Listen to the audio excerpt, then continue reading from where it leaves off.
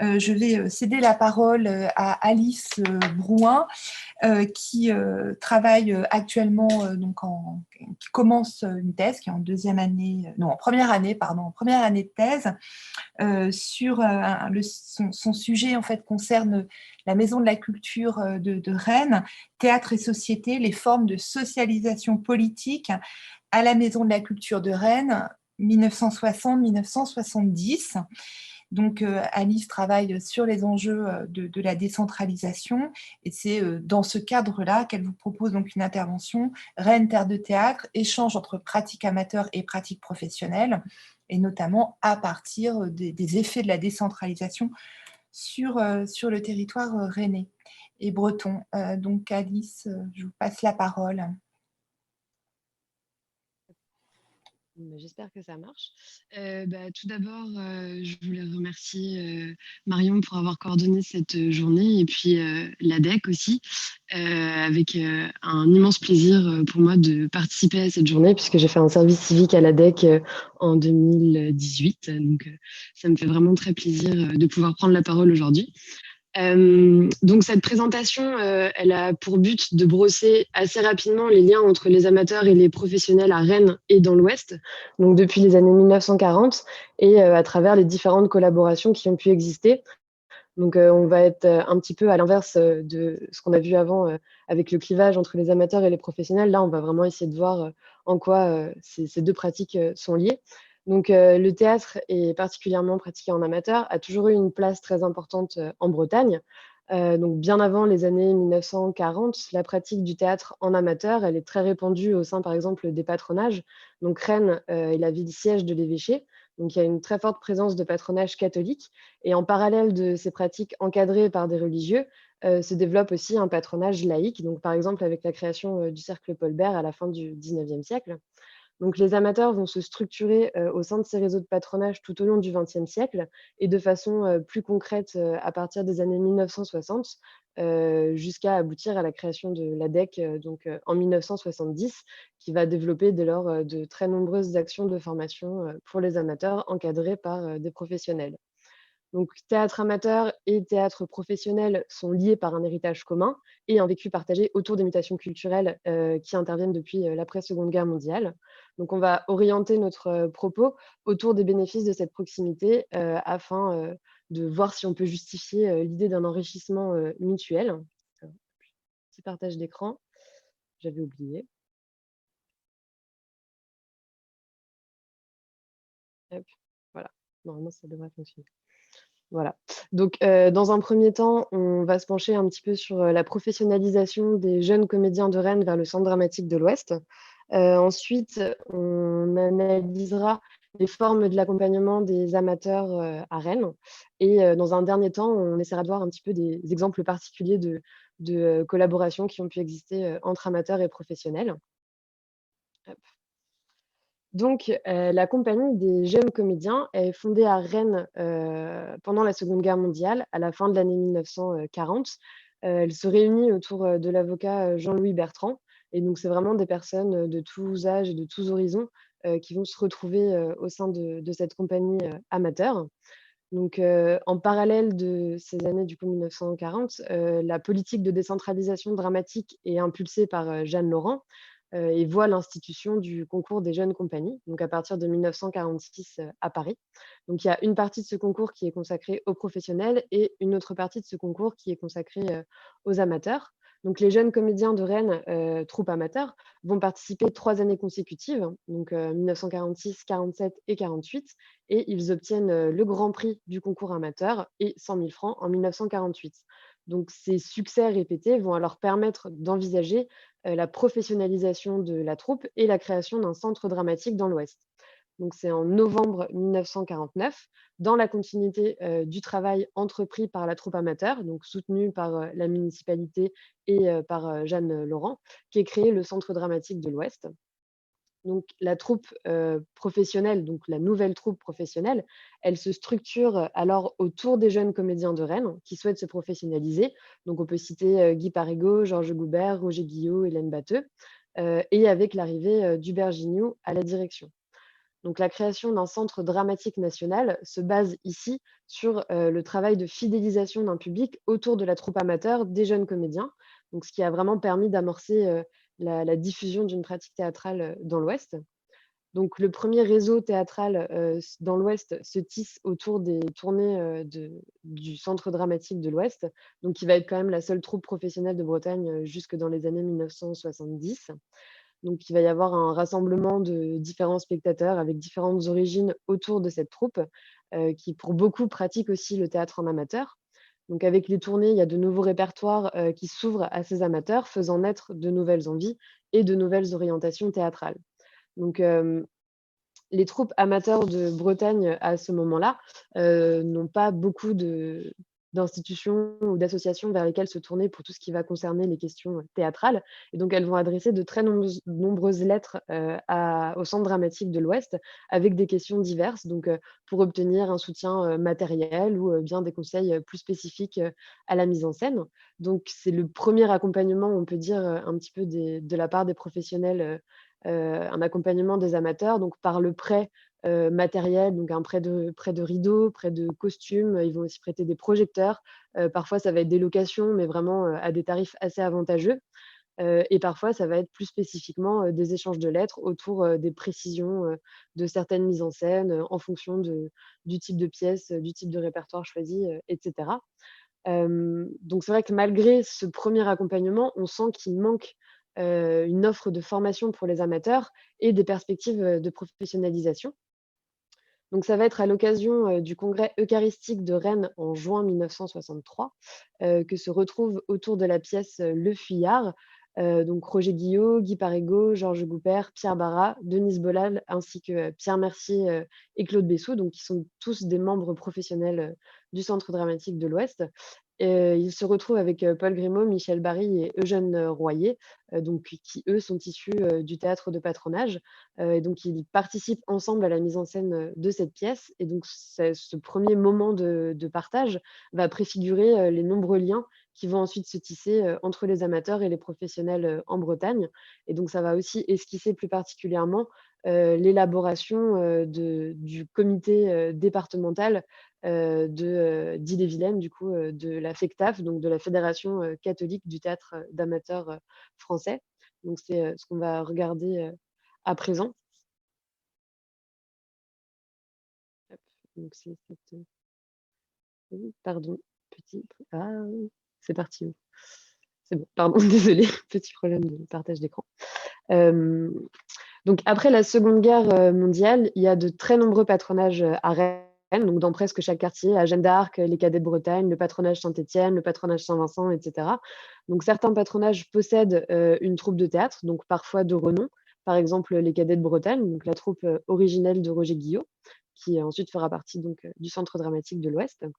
Donc, en parallèle de ces troupes de patronage, il existe aussi des troupes laïques qui partagent, les mêmes valeurs morales, mais sans s'adjoindre, la dimension religieuse. Donc, par exemple, Reine Comédia. Donc ces 2 types de pratiques, se sont structurés au sein de réseaux nationaux, distincts. Donc on a la FECTAF, donc qui est la Fédération catholique du théâtre d'amateurs français, donc pour le théâtre de patronage, du coup catholique, et la FNSTA, donc pour la Fédération nationale, des sociétés de théâtre amateur, donc pour le théâtre laïque. Vu que c'est plein d'acronymes et de noms un petit peu, complexes, je vous ai fait une petite frise chronologique qui reprend, dans les très, très grands détails un petit peu, ce que je vais vous dire là pour que ce soit un petit peu plus clair. Donc, le comité départemental d'Ille-et-Vilaine de la FECTAF, il est créé en janvier 1964, donc suite à la rencontre entre les comédiens de la CDO, et Eugène Royer. Donc il va s'agir dans un premier temps de renouveler le théâtre de patronage, donc en régénérant le répertoire et en proposant, de plus en plus d'actions de formation, aux animateurs, donc encadrés par des professionnels. Donc le comité départemental, il possède une certaine autonomie par rapport, au réseau de la FECTAF nationale, et il inclut vraiment les professionnels dans sa démarche, de formation. Donc les professionnels ici, ils ne font pas du tout, figure de modèle à copier, mais ils sont vraiment là en tant qu'accompagnateurs, voire en tant que formateurs. Donc ce qu'il faut savoir aussi, c'est que le contexte culturel, il évolue fortement au cours des années 1960. Donc on a la création du ministère des Affaires culturelles en 1959. Il y a, tout un moment dans les années 60 de vraiment remise en cause de l'usage du théâtre jusqu'à 1968, qui aboutit à la remise en cause, de l'action culturelle qui avait pu être menée jusqu'alors. Donc tout ça, ça implique une évolution dans le répertoire, ça implique une évolution dans l'usage du théâtre qui va, être plus social et un petit peu plus politique aussi. Donc à Rennes, les pratiques du théâtre, aussi bien professionnelles qu'amateurs, elles vont être impactées par, ces changements et elles vont s'éloigner, des prérogatives du théâtre de patronage et donc par conséquent, de la FECTAF. Donc ça va être dans la continuité de la démarche amorcée au sein du comité départemental de la FECTAF que va être créée, l'association de l'ADEC, donc en juin 70, où l'accent va alors être mis, sur la formation. Et donc la séparation avec les œuvres, catholiques, elle devient alors inévitable. Donc ça prend une tournure définitive en octobre 71 puisque l'ADEC rejoint la FNSTA, donc une organisation qui va être plus proche de l'éducation populaire et qui va privilégier, la formation des amateurs. Donc notamment avec une ouverture, du répertoire sur des œuvres, plus contemporaines. Hem, donc ensuite, il y a une fusion entre l'ADEC, et la FNSTA, ce qui aboutit à la création de la FNCTA. Puis l'ADEC se départementalise ensuite, en 1986. Donc, en parallèle de cette structuration des amateurs au sein de réseaux, le paysage professionnel en Bretagne, il évolue aussi, assez, fortement puisque, en décembre 1968 est inaugurée à Rennes la Maison de la Culture, donc qui va être dirigée dans un premier temps par, Georges Goubert et Guy Parigot. Donc ça va être une ouverture sur le répertoire contemporain, ça va être une ouverture sur, le répertoire, enfin et les troupes de théâtre, nationales. Ça va être une ouverture, sur, la danse, notamment contemporaine, sur la musique contemporaine, sur, toute une nouvelle vague en fait de pratiques, culturelles qui vont, arriver à Rennes à ce moment-là. La direction de la Maison de la Culture, elle est reprise ensuite en 1974 par Chérif Kaznadar. Donc là, on va quitter un petit peu le répertoire contemporain et ça va plutôt être une ouverture sur, toutes les pratiques culturelles, internationales. Ça voilà, donc ça va être, plus, des pratiques un peu spectaculaires. Et en 1974, donc Gilles Fournel qui travaillait, avec Chérif Kaznadar, va créer le festival, de café-théâtre et de théâtre contemporain, au sein duquel il y aura quand même une place, assez importante, pour les amateurs. Donc en parallèle de ces institutions, publiques, il y a aussi l'émergence, de troupes professionnelles, donc à la fin des années 1970. Donc par exemple, le théâtre de la Libye, le théâtre de Folle Pensée, le théâtre de l'Instant. Donc, dans les années 80-90, cette professionnalisation se poursuit avec, le théâtre de l'Arpenteur, le théâtre des Lucioles et cetera. Donc c'est des troupes qui se professionnalisent souvent depuis, l'ADEC et d'autres qui sont venus s'installer dans la région, plutôt pour poursuivre, la dynamique de décentralisation. Donc, ces nouvelles troupes professionnelles qui arrivent au courant des années 70, elles prennent en quelque sorte le relais du Centre dramatique de l'Ouest qui va s'effacer de plus en plus, à ce moment-là et donc ces nouvelles troupes vont s'investir et vont renouveler aussi, les actions de formation des amateurs, avec, des stages, de plus en plus nombreux et de plus en plus, diversifiés.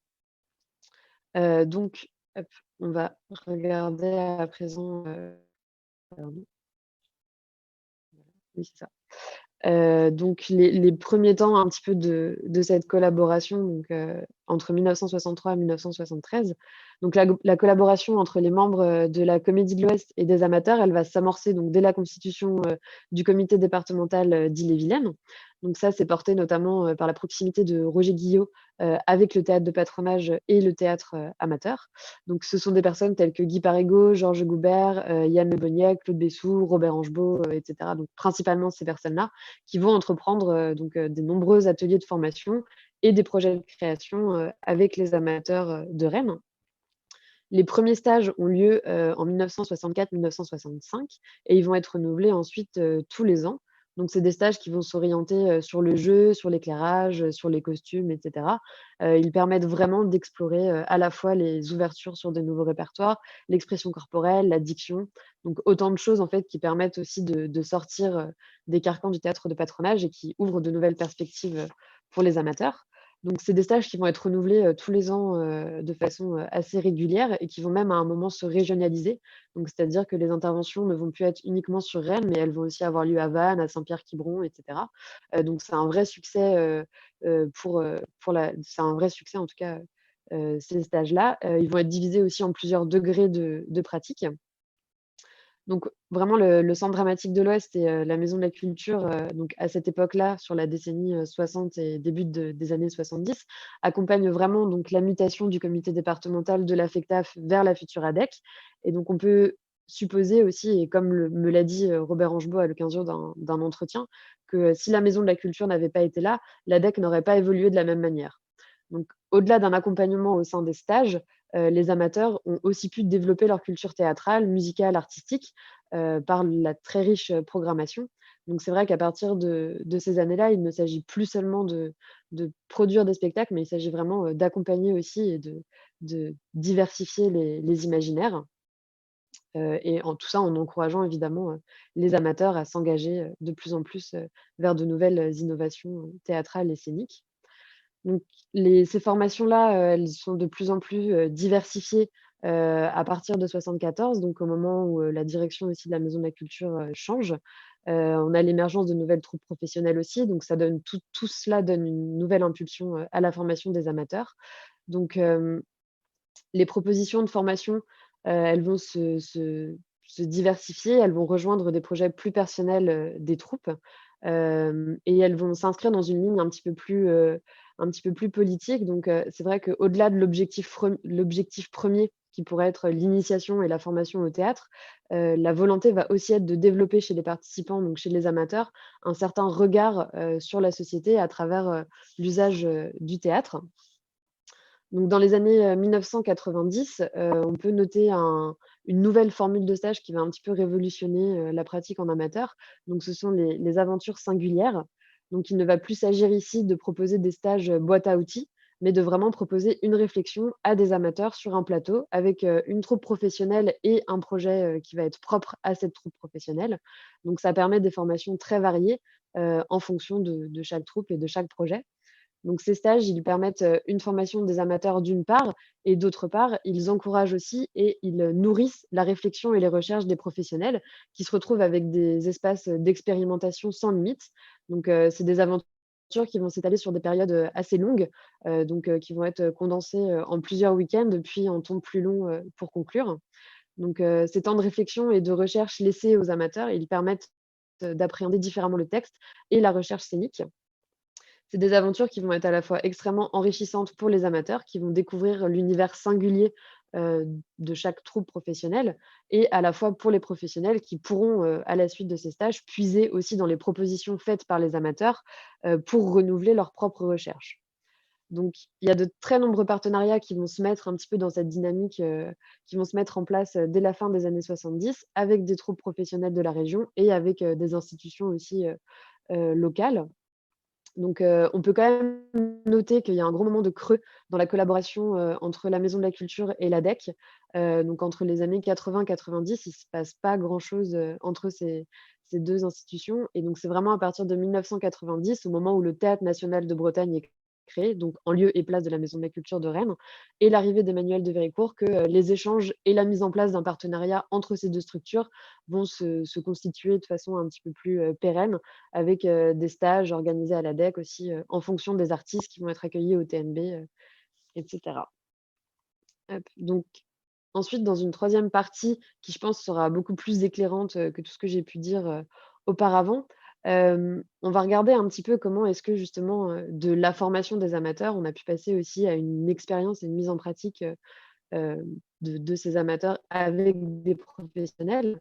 Donc je vais me baser ici sur, 2 exemples. Donc le premier, c'est «L'usine éclatée», donc qui est une pièce qui date de 1973, et le second, c'est, «L'Excel-usine», donc plutôt 2003. J'ai fait choisir une pièce qui parlait d'usine. C'est un peu présenté comme ça, mais je trouve que c'est des modèles qui sont, assez éclairants. Donc on a vraiment, ouh là, pardon. Mince. Ah! Désolée. Donc, L'usine éclatée, c'est, une pièce qui est écrite par, Robert Angebot et qui va être mise en scène par, Pierre Spadoni. Elle est présentée en 1973 à la Maison de la Culture de Rennes, et donc elle prend une forme assez novatrice, pour l'époque, puisque ça va être un montage un peu par séquence, qui va être assez proche, des procédés, cinématographiques. Donc ça va être à la suite, des sollicitations d'un groupe d'ouvriers, des imprimeries d'Auberture à Rennes, que l'usine éclatée, elle s'imagine et elle s'écrit autour, de la réalité quotidienne de ces ouvriers. Donc leur idée, c'est de vouloir retranscrire par le théâtre, ce qu'il se passe, dans leur quotidien, à l'usine. Donc les ouvriers, d'Auberture, ils se saisissent du théâtre et de sa portée sociale, pour, exposer et faire connaître, leur réalité. Donc, se met alors en place un processus de création entre les professionnels de la Maison de la Culture, donc plus particulièrement Robert Angebot et Pierre Spadoni, et les ouvriers amateurs des imprimeries Auberture de Rennes. Donc, l'usine éclatée, c'est la première pièce qui va être montée sur scène, réalisée en collaboration avec des ouvriers rennais. C'est un peu, elle peut revêtir un petit peu les formes du théâtre documentaire, donc notamment par l'aspect enquête de terrain, puis le travail de réflexion et l'écriture autour de la réalité ouvrière.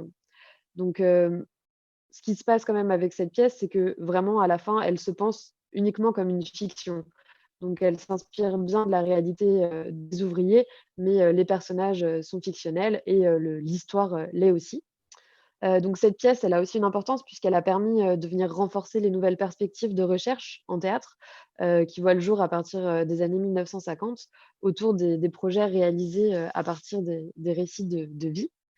Donc les ouvriers d'ouverture, ils n'ont pour la plupart jamais pratiqué le théâtre, et ce sont que des spectateurs, très occasionnels. Donc Robert Angebot se déplace dans l'usine et met en place différents groupes, de pratique et de réflexion. Donc il met en place un atelier d'écriture, un atelier d'improvisation, un atelier de réflexion aussi, auquel vont participer les amateurs de l'usine. Donc ces pratiques en atelier, elles vont aussi être ponctuées de réunions plus formelles, une fois par semaine, qui vont permettre de faire aboutir un petit peu, une réflexion sur ce projet. Donc Robert Angebot, professionnel, est présent dans l'usine avec les ouvriers pour apporter son expertise et son regard, tout en accompagnant et en amassant, du coup de la matière, auprès des amateurs. Donc c'est un processus de gestation au sein de l'usine qui va s'étendre sur un peu plus de 6 mois et qui va, permettre ensuite de faire émerger, les thèmes abordés par la pièce, donc les conditions de travail, la hiérarchie, la vie de famille, la culture, l'oppression sociale et cetera. Donc Robert Angebot, ensuite, armé de toute cette matière fournie par, les ouvriers, amateurs, d'ouverture, il va s'atteler pendant un mois à l'écriture de l'usine éclatée et donc il va mettre en scène, la vie de François Lesage. Voilà, donc c'est il faut aussi savoir que pendant le processus, OK, faut que je me dépêche. Donc il faut aussi savoir que, pendant tout le processus de mise en scène, du coup, des répétitions à la Maison de la Culture, les ouvriers, par petits groupes, ont assisté, aux répétitions et ont pu dire ce qu'ils pensaient, de telle partie ou telle partie. Voilà, donc ils n'étaient pas présents sur scène, mais ils avaient en tout cas, un droit de regard et un droit de retour un petit peu sur ce qui pouvait être fait sur scène, à partir de leurs récits. Ah, donc le deuxième exemple, je vais passer rapidement dessus. Donc c'est l'Excel-usine. C'est une pièce qui est mise en scène, par, Martial Di Fonzobo. Donc à l'origine, c'est une fiction écrite par, Leslie Kaplan et donc c'est une pièce, qui vient mettre en scène une soixantaine, d'amateurs. Donc vraiment, les amateurs servent ici le projet artistique puisqu'ils interprètent la masse ouvrière. Ils donnent une ampleur assez décisive, aux propos de l'Excel-usine et ils permettent de retranscrire du coup à une échelle, assez proche la réalité, ouvrière donc des femmes, dans l'usine. Donc les amateurs font partie du projet de Martial Di Fonzobo, son projet artistique dans lequel il a inclus du coup, cette grande part, amateur. À savoir qu'à ces 60 amateurs s'ajoutaient aussi, 50 musiciens de l'orchestre de Bretagne. Donc ça faisait quand même, une très grande foule, présente sur scène. Peut-être qu'on aura l'occasion de revenir un petit peu sur ça, dans les questions. Hem, voilà, bon. Il y a plein d'autres expériences, qui font état, de la collaboration, enfin de la collaboration, c'est pas le bon mot, de la coopération en tout cas, entre professionnels et entre amateurs et qui ont permis de développer, une scène, très riche, sur Rennes.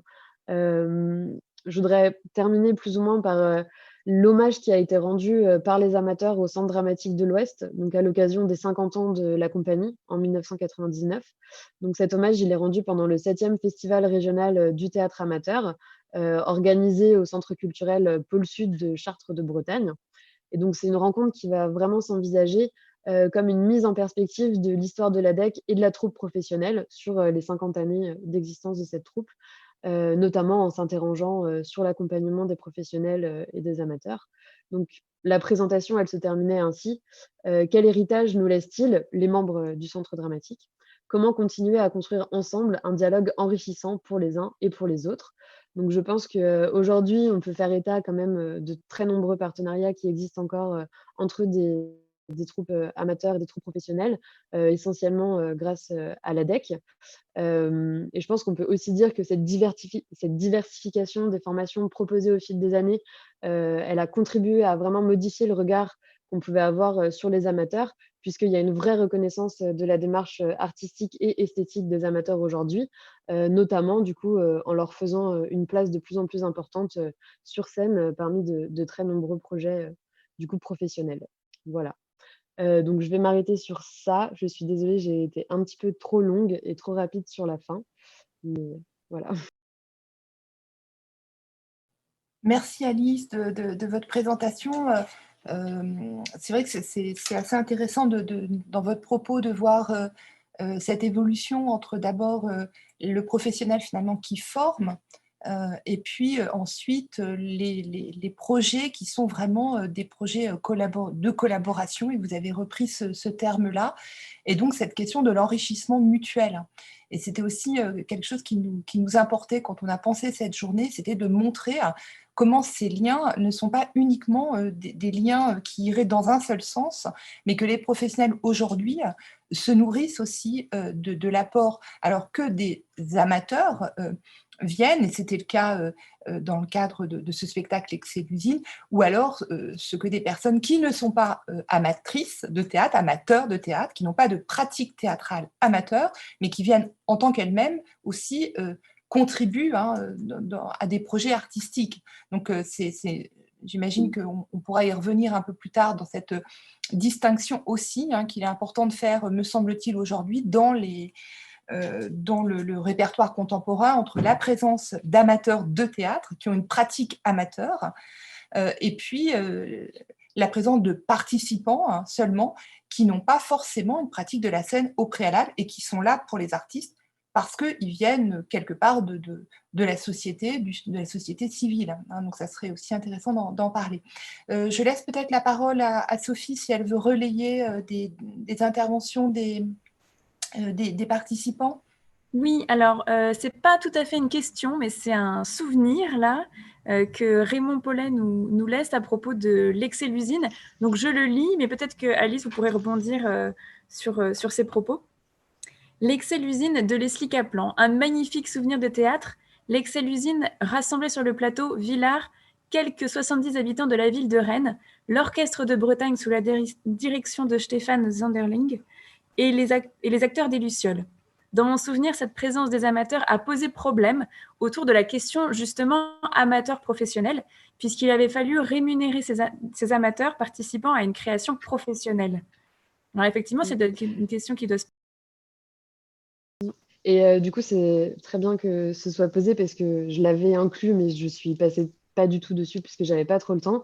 Mais c'est vrai que par rapport à l'Excel-usine, c'est important de souligner que ce projet, il a failli ne pas aboutir puisque la CGT Spectacle a menacé de faire greffe elle accusait les amateurs de prendre la place des professionnels à ce moment-là.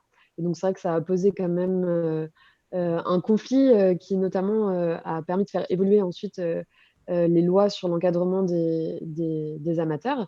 Et c'est vrai que je voudrais juste citer rapidement une lettre que Serge Saintève m'avait communiquée aussi l'année dernière, et donc qui parle un petit peu de la réaction de ces amateurs-là face à la nécessité au final qu'ils soient rémunérés.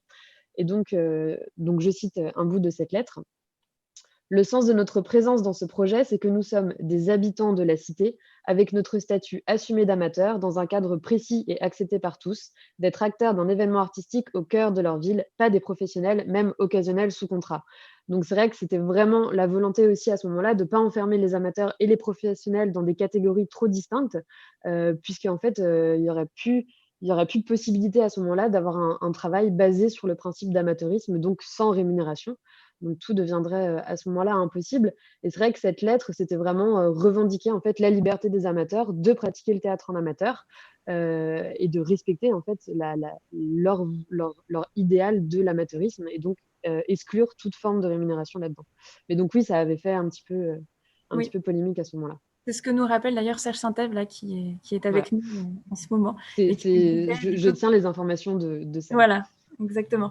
Et donc, il y a aussi Christian qui nous indique aussi que plus récemment, les amateurs ont fait 9 représentations de Ça ira, fin de Louis, de Joël Pomera aussi, donc dans ce même genre En de... 2016, ouais. Voilà. Oui, c'est vraiment, il y a de plus en plus d'amateurs présents sur scène aussi.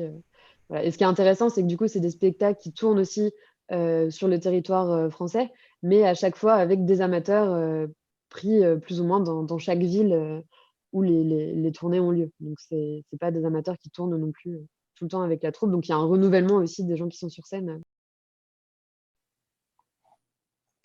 Merci Alice.